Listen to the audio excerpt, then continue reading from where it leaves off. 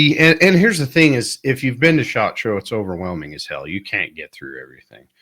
One thing I did stop by the Kestrel booth. They've got their new Kestrel with the probability factors and all that, which doesn't do anything for me. It doesn't do anything for me. I love Katie. I love everybody there. Yeah, Kind of awesome. asked him, how Magneto speed and everything was doing, and it was kind of a lot of hum-hon. I did notice that Athlon did release something like the Garmin, but for half the price. So I don't know what that's going to do to Garmin. We knew it was coming, right? We knew after the whole flop of Lab Radar. I mean, if you want a Lab Radar, they're anywhere. I've got one sitting right here that's working great, holding this picture up. But I don't know what's going to happen. I mean, everybody's going smaller. Stuff's getting better. I don't know if any of you have seen it. I did it with Utah Air Guns. I got one of their new FX laser range, and it's cool. It does pellets. It does 22. It does arrows. It does everything. Gives me BCs. It tracks the bullet past. Like it's impressive as hell, but they're $1,100.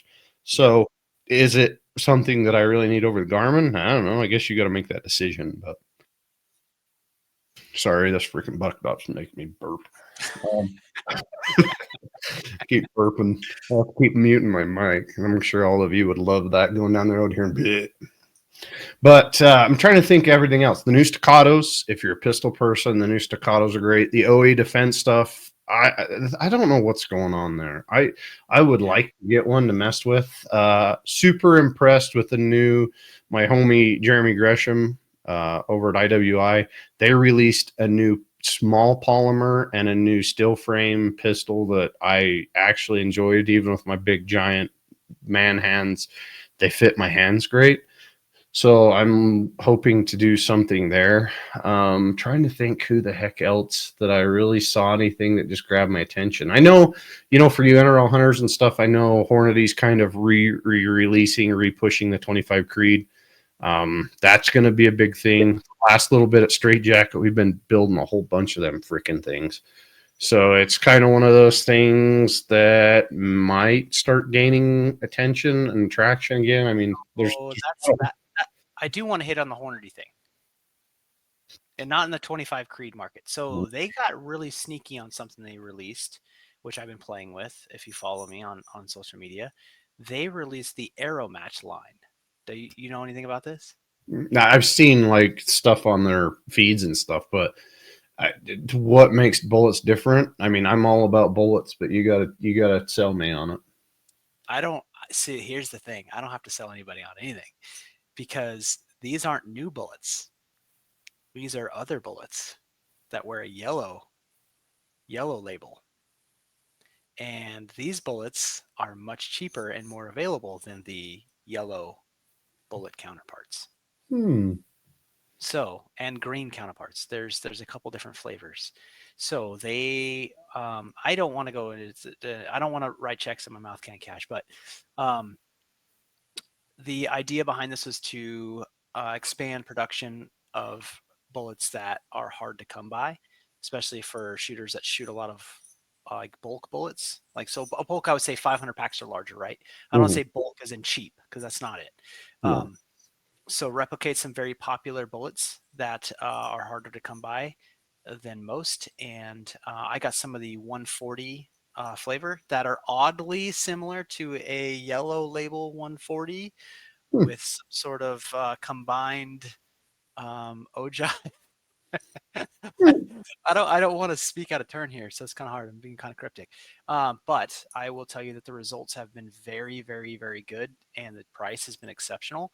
I got 500 of these 140s shipped for a little over $200 on a major retailer online, and I paid for them.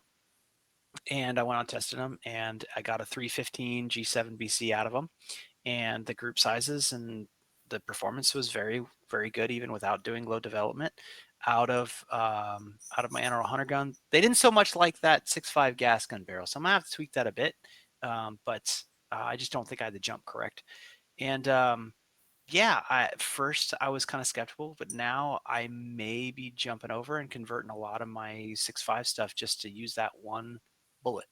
So, because I can buy them in bulk and they're a very good price. So, they have a 140 and a 105 break, and a 170 and a 77. So you can kind of like if you shoot a lot of rifle bullets, especially different cartridges, you understand what the target audience is for these. So, pretty cool thing, I think. So some would claim copying, yada yada yada, and those people probably own a Glock clone, so I don't really want to hear it from them. Yeah. Yeah, I know. I know Hornady kind of got a lot of shit over the whole Henderson trimmer thing. I'm not going to go down that path, but I don't want to hit on that because the Henderson crew is good friends of mine. So anyway, besides that part, the bullet. Let's stick to the bullet part. yeah, The bullet part though, I think is pretty legit. yeah, and that's the thing, dude. Everything's getting more expensive. I mean, when we started shooting, 8 pounds of powder was 100 and something bucks. Yeah. Now it's 400 and something bucks. Same with primers. Primers were 30 or 40 bucks, and we were shitting our pants, and now they're 110, 120. Well, that really depends on the flavor too, because if you want like a 210 or a Magnum primer, a large rifle Magnum primer, oh, good luck. Good luck, yeah. I still don't understand that, but good luck. I don't know. If you understand the market, you know there's only a couple companies that own all the primers. So what are they doing? Are they just driving up their? I don't know. I mean, I guess I could get in trouble for going too much down that rabbit hole, but honestly, in a point, I don't care. Like, I'm kind of sick of freaking everybody jacking the damn prices up so far. I mean, everybody is, right? But when you go shoot a match and you shoot 200 rounds, I mean, it's like now that we're setting our classes back up and we tell people, like, what do you want to shoot? How many rounds do you want to shoot in a class? And most of them are like, as little as possible to get the best amount. Well, that doesn't necessarily work. You still need to shoot, 100, 200 rounds at a class to understand what we're trying to teach you. But everybody's kind of in that boat. Like, look, we can't afford to do this anymore, and then we can't find a lot of the components to do what we're doing. So it's understandable. I don't know. It just sucks. Everybody's kind of. But if you shoot factory, they're expensive as hell too. So yeah. So this is in my eyes, this is how the firearms industry mirrors the automotive industry, and not in a good way. I don't think there is a good way, but it's feast or famine, and they do a very poor job about consistent pricing and taking care of their customer as a whole. I don't want to dime anybody out, but you've seen it. Like, you'll see, shit. There was a months ago, there was a story about Jeep just dumping vehicles for $20,000-$30,000 off of Jeeps. You're like, where is this? If you looked, you could actually find it. Not that anybody wants to buy Jeep stuff, but they were just dumping because they couldn't sell. Well, the firearms industry does the same exact thing. The same exact thing. Slow years, right? Like 2013 was the last major, I think, slow year where people were just dumping stuff, fire sales, so to move inventory, because they've done a horrible job at taking care of the customer and creating consistent pricing. And that's not any different from any aspect of this. And the wars and stuff, yeah, and the munitions turnover, and the excess stuff from the war was passed. Like, that's all created a big vacuum for product. If you don't watch global affairs, much past the current politics, you should probably look into it, because that has an actual effect, because all the gunpowder and primer compounds have to go somewhere. And it takes a lot of nitrocellulose to make powder to fuel things like 155 shells. So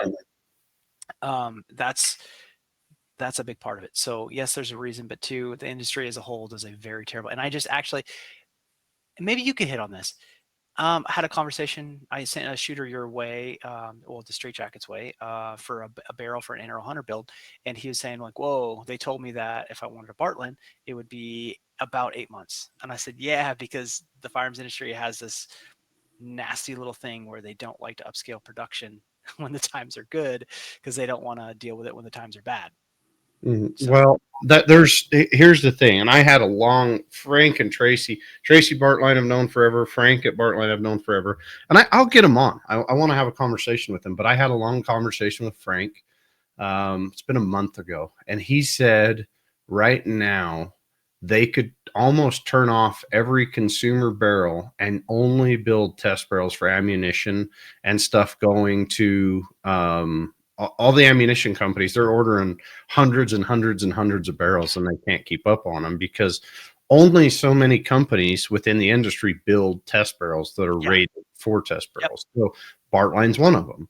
And he's like, dude, I could shut off consumer barrels right now and still not catch up on everything else. So granted, I can get some Bartlines pretty quick. I tell everybody 6 months, and if I deliver in 2 months, great.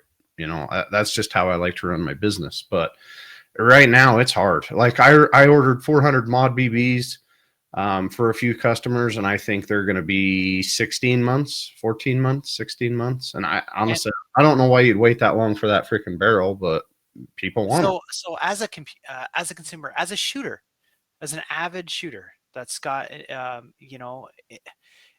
I invest my energy in a couple different ways by shooter and running matches and trainings and stuff. I don't want to hear that. I don't want to hear it.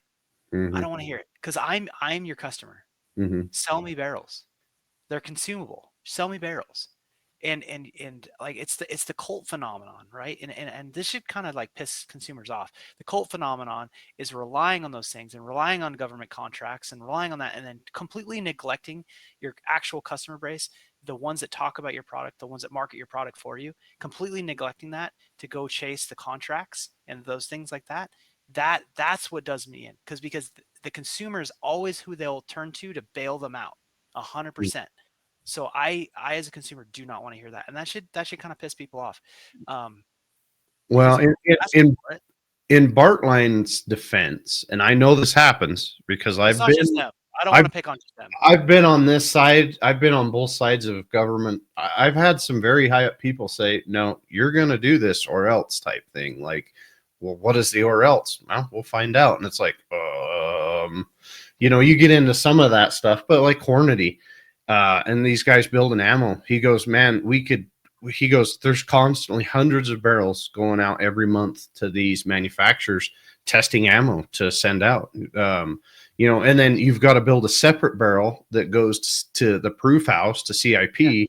So there's different barrels on both sides there. I mean, like even at Barnes, for instance, I was ordering. I, I would say I would order between probably over 30 BART lines a month, and that still wouldn't, fill everything. And that's just a smaller company like Barnes. So you've got to think Hornady and Federal and all these guys ordering stuff for as fast as they're putting them out. And not just anybody can build those barrels. That's the crazy thing about them because they have to be 100% perfect. They're nuts on the standards. But yeah, I mean, I'm not sticking up for any of them. But if you call Benchmark right now, they're telling you 6 months for a button. They're telling you over a year for cut rifle. And then for their carbons, they're 14 months, 12 to 14 months. The really good companies, they're behind. And I know one of the big issues that like Bartline has is they have a very specific way of lapping barrels, right?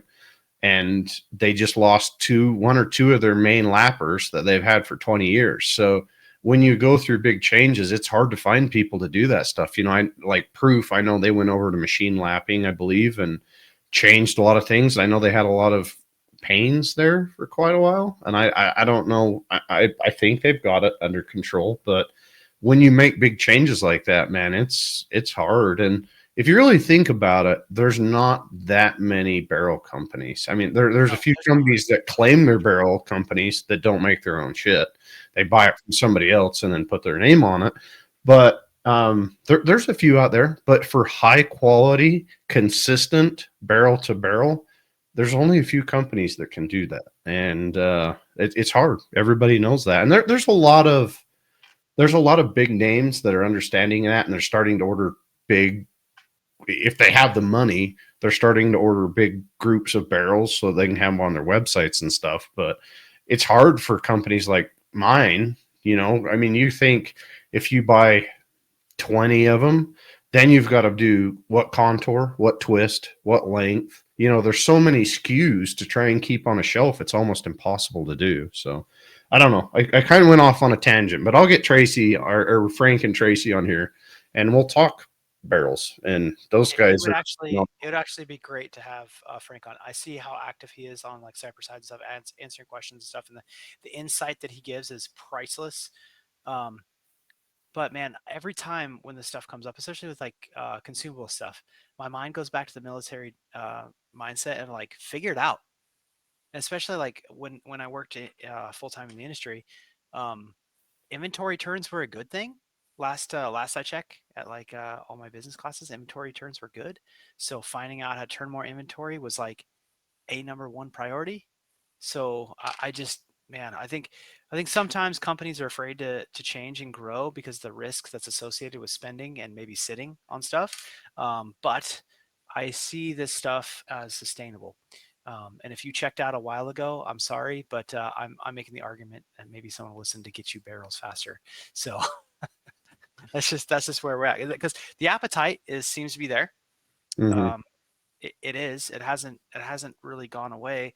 The last I checked, between hunter stuff, bolt gun stuff, hunting, gas gun, it's all just expanded. People actually using the stuff they're given, and people being able to articulate the wear out process of a barrel, and experiencing how to reload and do all these things, because that's kind of where we're shifting to.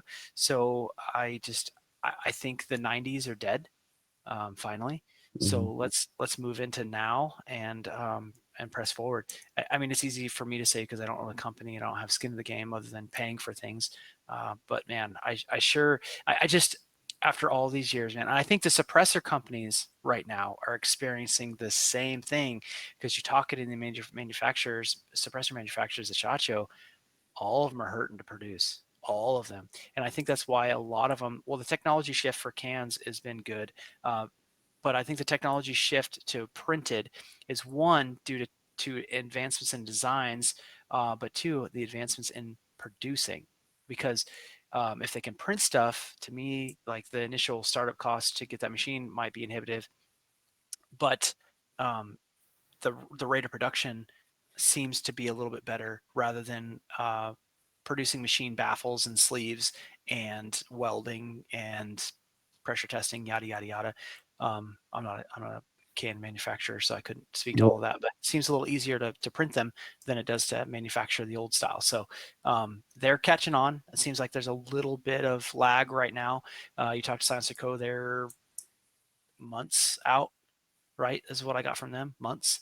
Like the Velos, their printed can. I got one. I waited 8 months to get that one. It was a little long, but hey. And then some. I think Silent Central with the Banish stuff, the printed Banish, that little guy that I got, that's actually been in stock quite regularly. It hasn't caught on quite yet, but that's a killer can too. But the printed stuff, I think, will be more of a mainstay now because it's easier to produce. Yeah, and they can build it pretty strong. I know Brandon just did a video today. I saw it yesterday. Silencer Central put out 2,000 cans in one day. It was freaking nuts. But if you look at his warehouse, he's got suppressors stacked to Yeah. the ceiling. I mean, it's impressive, to say the least, of what Silencer Central. Brandon, and we need to get him on. I'm going to talk to him at the Hunt Expo. But he has got his stuff together for that kind of stuff. I mean, it's a great company. A little bird told me, and don't quote me, I don't know this exactly, but a company like oh, crap, I can't think, here in Utah, Dead Air. Dead Air in the first quarter, or the last quarter or something like that, sold more cans than they did in the year before in one quarter. So the suppressor, now that they've opened it up, like I did a suppressor transfer the other day for a guy here.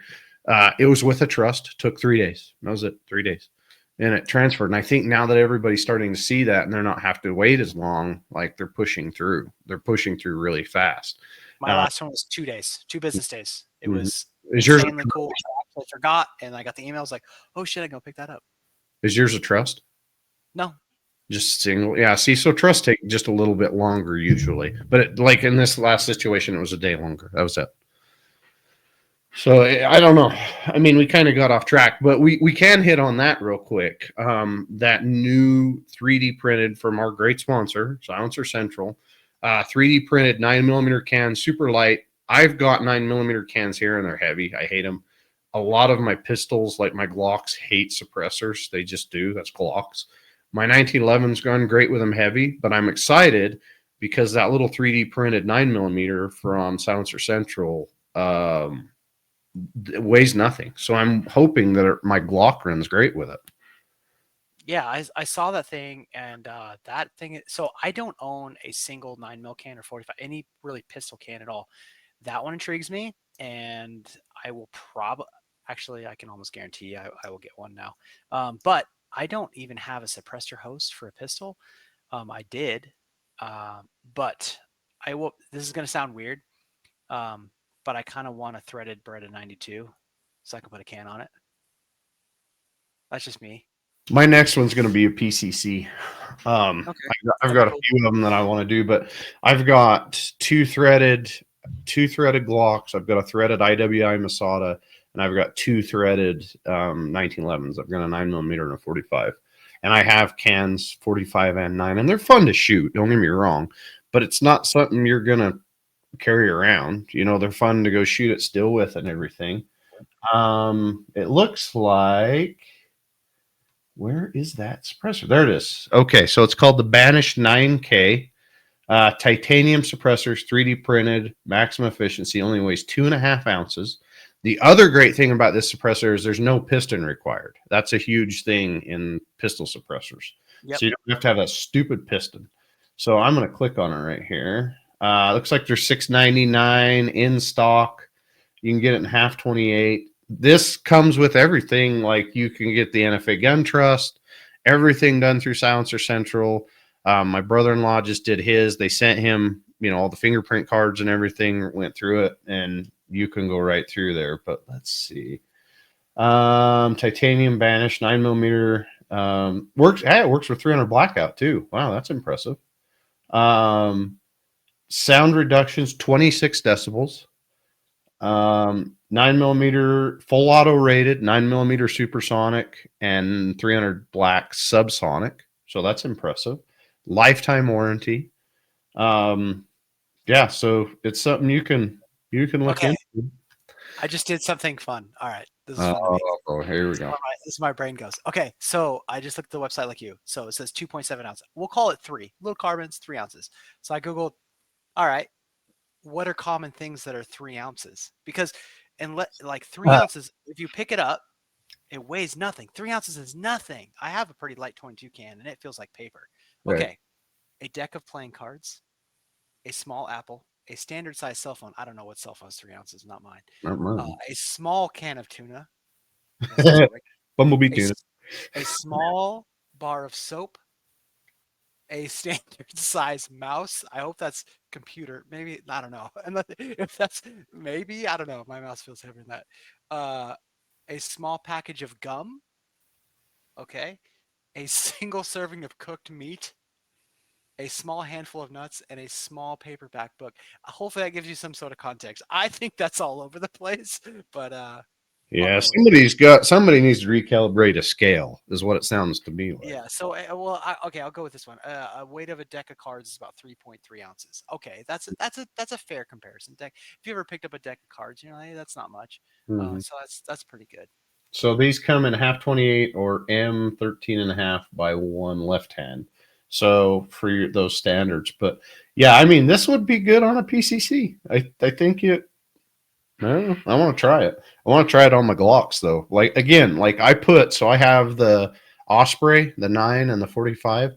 My Glocks will not run because that can's too long and too heavy. It puts too much bind on the barrel. The 1911s, I don't care. They'll run. The God, John M. Browning built those things like it does look really good. And if you run a red dot on your pistol, the suppressor heights are negated anyway. So if it's that light, it's going to run, and it's going to be pretty awesome if you shoot subs through it. So I mean, that looks pretty good. Ooh, what do they have? Integrally suppressed. I need to go play on the website a little bit more. Apparently. Angstad Arms, Vanquish, 1022 takedown, integrally suppressed. 9mm AR 9 barrel, integrally suppressed. 16-inch AR 9 barrel, integrally suppressed. Ooh, I need to stay off. I'm going to buy some more shit. Anyway, just so you all know, if you're listening to this, I'm going to try and get this posted.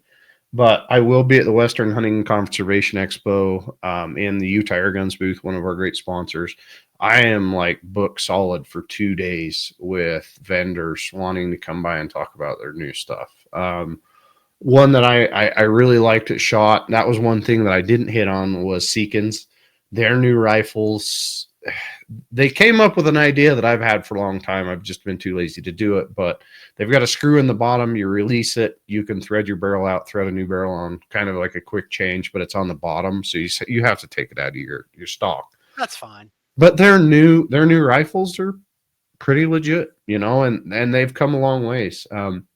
Unlike two Utah companies that I know that are doing kind of the same thing, Seekins has great customer service.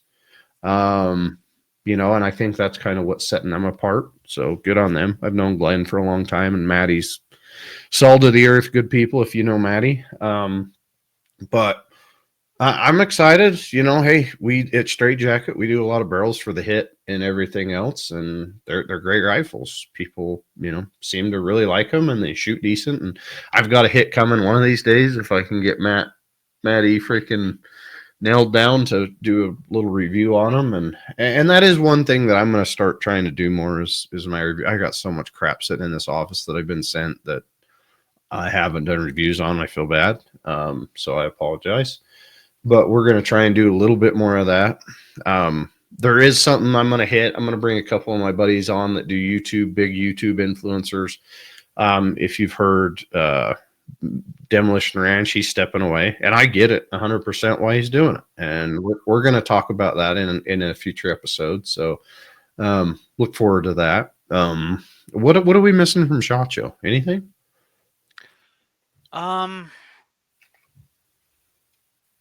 I don't think so. I mean, I really didn't hear anything from Range Day. The MDT booth was popping. That was just packed the whole time. That's where I spent most of my time. Go over a couple of the MDT things. We haven't talked MDT, one of our great sponsors. You're kind of biased there, but what? 1,000%. But I got to tell you though, I don't use stuff that I don't believe in, and that company from the start has been something I've believed in. I wouldn't work there. I wouldn't be affiliated if I didn't believe fully in the product and the people. Okay. The lightweight bipod, that thing was pretty bitchin'. So the one that and I don't have one in hand yet, but they did acquire a company from New Zealand that had originally designed these bipods. So but incredible piece of kit was 5 point something ounces, so less than half a pound. So probably about the weight of your mouse there. A full bipod with ARCA or PIC with a lot of the same functionality as a SkyPod, and that thing was awesome, just amazing. And the fit and finish of them was awesome. And the pieces they had on display were not pre-production prototypes. They weren't cherry picked or anything. They're good to go bipods, and they were stellar. The backpack, the competition backpack, or just kind of rifleman's backpack they had was an interesting take on bags. The one thing that bugs me about bags, man, it was really well done. It was lots of thought put into the design and stuff. The thing that bugs me about backpacks is you will never be able to make everyone happy. It's just like shoes. They work differently for different people. Everyone has their own idea of what the perfect backpack is. So I think this thing is going to have a lot of great use cases for it. So it'll be interesting to see that. The new titanium hunting brake was a couple ounces, or under a couple ounces. It was laughably light, which is pretty cool. The new LRA send it level was really neat with the fiber optic stuff and the two different ways to mount it. I know I'm missing more. We had a couple people like, I just bought freaking LRA send it level. I didn't know about this shit. Yeah, the LSS Gen 3, the kind of the grown man's Lego set for the chassis system is really neat because you get to configure this thing however you want to. That was really cool. But it's one of those products that is really tough to nail down because, like, damn, there's so many options that, like, how do I want this thing to look? So you can get in some trouble there with different versions. Just simply because, like, it's hard to choose, which is a good problem to have. There's some other great stuff too that I'm forgetting, but those are the things that I really enjoyed and got a lot of attention. Yeah, and there's some I gotta say, man, from the behind the scenes, there's some really, really, really cool projects that company is working on that will further things. And I'm not just saying that because I'm a fanboy or I have affiliation. There's some really, really neat stuff that, and just know that the industry is moving forward. A lot of this stuff takes time, unfortunately, but there are some awesome things that are going to move forward, and that company is one of them that's going to keep pushing on the innovation. So look forward, awesome stuff there.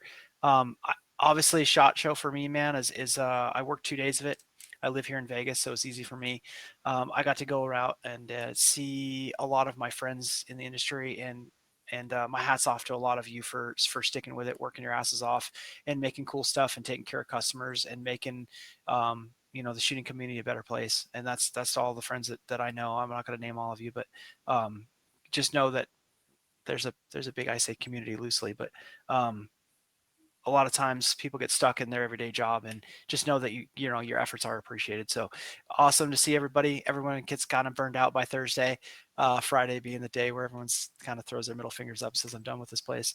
But it was really cool to see everyone again. I got to talk to a ton of people at the booth.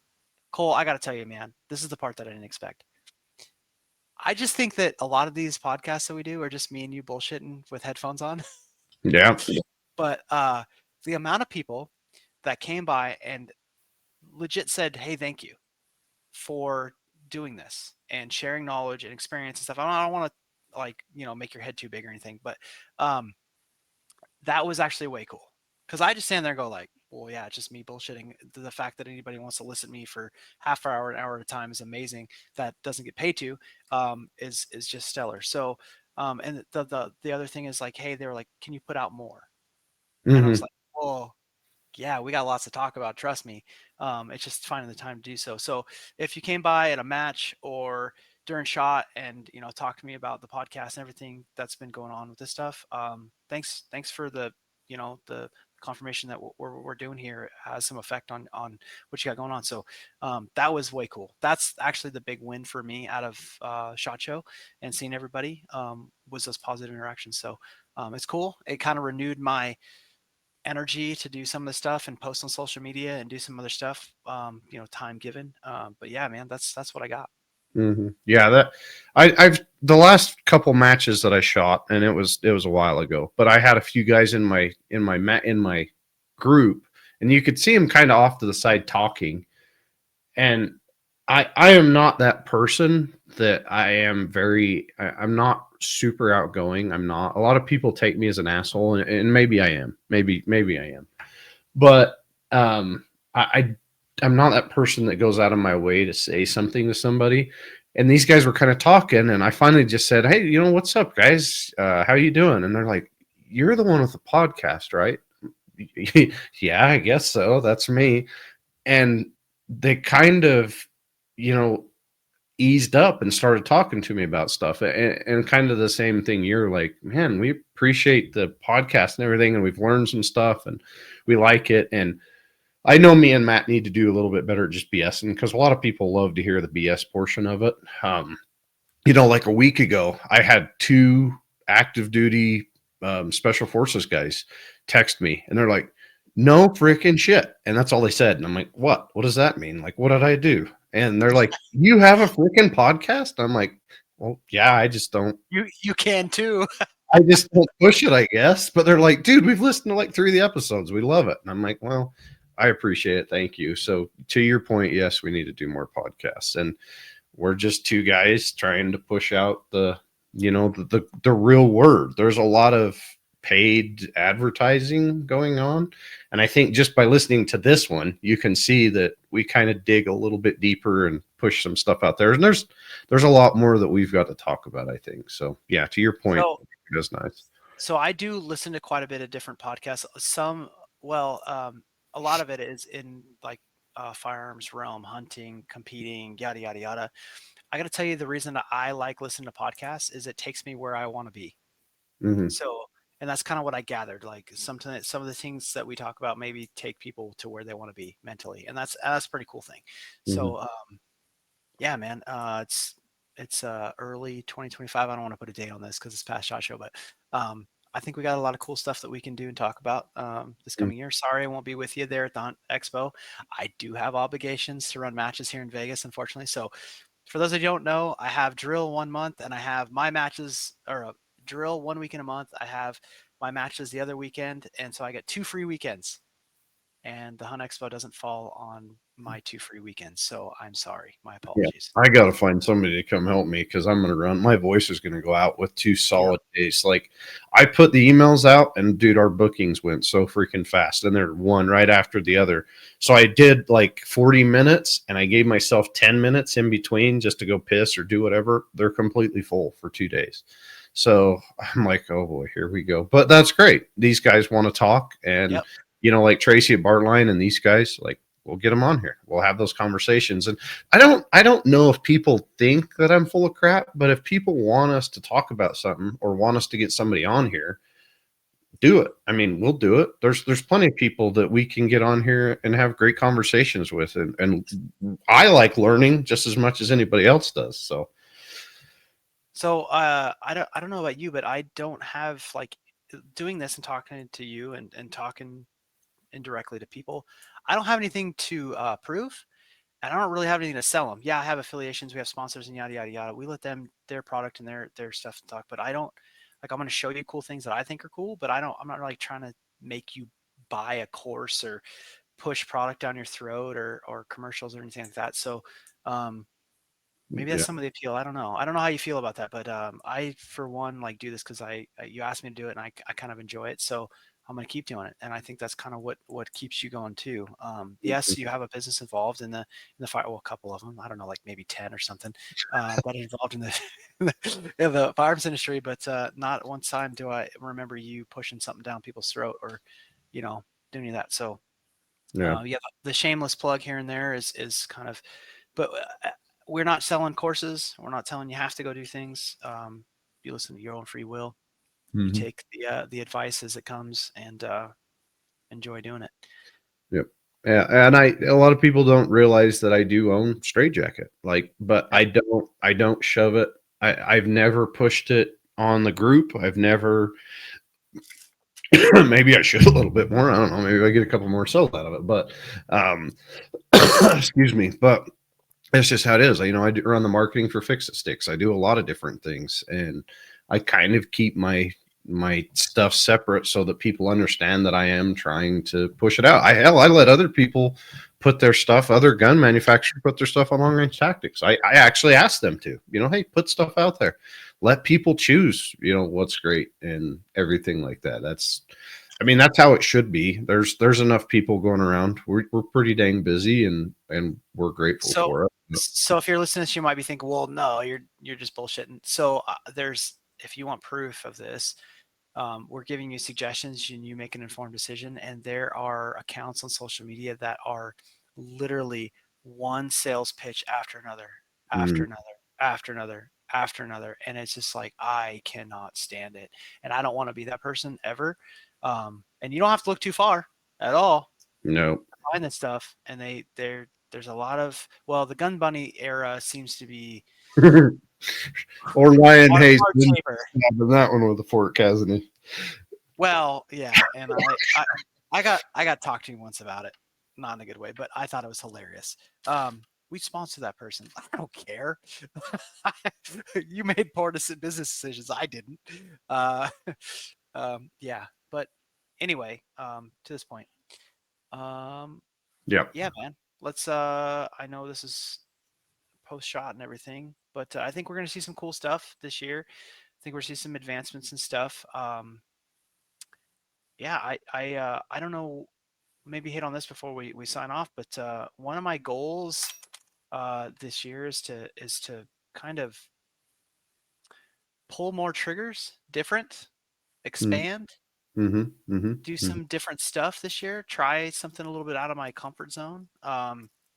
I do a lot of different things, but I started dabbling in some of the LE stuff last year, and to be honest, I got a little uncomfortable because I wasn't from that world and I didn't quite understand it. So I'm going to poke around in there a little bit, learn some more, and kind of understand that culture. And I think I'm going to do some different stuff competing wise, and yeah, try some different shit.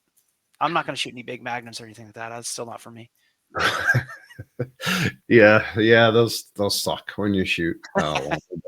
I mean, my thing is just, I think my son, he's 13 now, and I kind of realize now that I need to take him and get him, like, he loves fishing, but the hunting side and what I really love, I haven't given to him because I do it nonstop all week.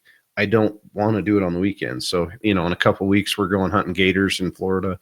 I'm taking him fishing, and then we're going back to Florida. I've got some hog hunts. I got a bunch of stuff going on to kind of make him fun. But maybe we need to do a podcast about that, about how to get your kids involved in that, because depending on the state, I have a lot of great connections with javelina hunts, with hog hunts, with a lot of that different stuff that you could get your kids interested in. I'm helping right now with a local charity that helps disabled kids and terminally ill kids hunt. I'm just trying to help them, get on the path of where they're going. I'm helping on some turkey hunts and things like that. And, we can do some of that stuff. How do you get your kids involved and get the love in there? I think that one would be a really good one. I don't have kids, so I can't speak to any of this, but I'll listen.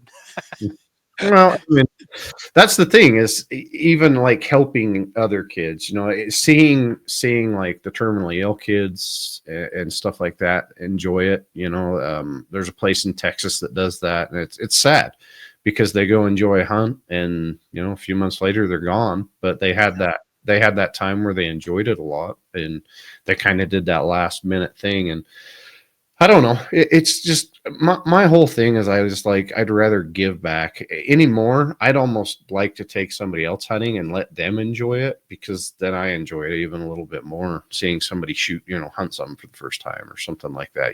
I've killed a lot of That's quite cool.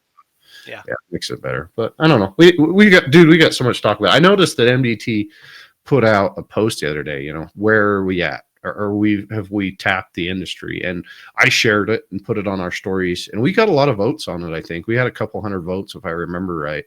And I think 65% of people said, no, we're nowhere close. And like 35% maybe said, yes, I think we're tapped out. But I mean, according to what you just said, there's a lot more coming down the pipe. So Yep. we're willing to learn. We're willing to see if it's worth it. And hopefully it's not snake oil, like the tracking point system and all that bullshit. Oh, I almost forgot about that. I'm gonna lose sleep. Oh, I didn't. I remember watching those videos like 15 years ago, like, oh, it's so cool. I could be a sniper. Yeah, I worked on that project. I don't want to hear it. I don't want to hear it. I shot so many of those rifles I could throw up. Yeah, man. Yeah, that makes me feel old. It's been that long. I don't know if you know this or not, but we're not getting any younger. No, we're not. We're not. But hey, hopefully we can impart some of our knowledge on some new people. And I'd honestly like to challenge some people to come shoot with us. Maybe we can do a couple matches, and I can screw around, and you can, get podium finish. I challenge that every month. Well, so we can tell some of them. I know they just split in the PRS realm. They just split the Rocky Mountain region into a north and south or some shit. I don't know. I looked at it, but I don't know. I can't keep up with all that crap.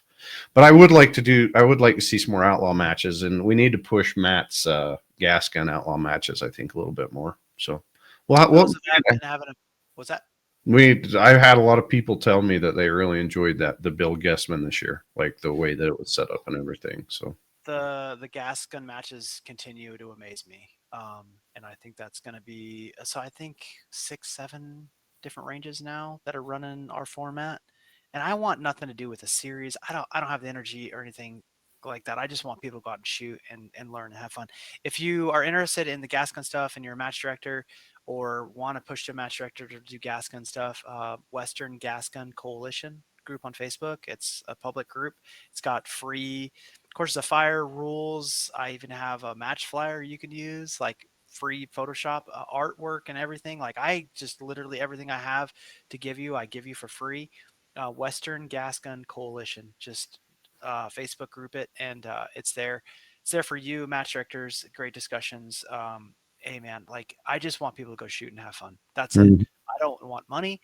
I don't want fame. I don't want any of that. I don't care. Take the rule set, manipulate it however you need to for your audience. Do it, man. Have fun with it. A lot of us lose track of why we do this stuff in the first place, and that's because we enjoy it. So that's what I want people to get out of it. Well, we're ramping up 2025. We're going to sign some new sponsors, get some of our old sponsors back. I'm making some changes with a couple of our sponsors that I wasn't super impressed with. So, hopefully we can keep going and keep pushing, like Matt said, keep pushing the people that we believe in and trust in. So, Yep. there's a lot of great people in this industry, and I want to make sure that myself and Matt get them on the show and try to push them as much as I can. Sky Thomas, he's been on the show. There's so many names that I could, and I'd like to bring a lot of them back, and I just have updates with them. So something to think about. But I appreciate y'all for listening. Again, rate us if you're listening on Apple, if you're listening on Spotify, wherever you're listening. Take 2 seconds. Go rate it. Go let other people know that you like it. That helps us more than you know, and it's free. It doesn't take very long. So, if you've walked up to Matt and said you appreciate it and you want more, that's a good way to help us out. Let us know that you're listening. So,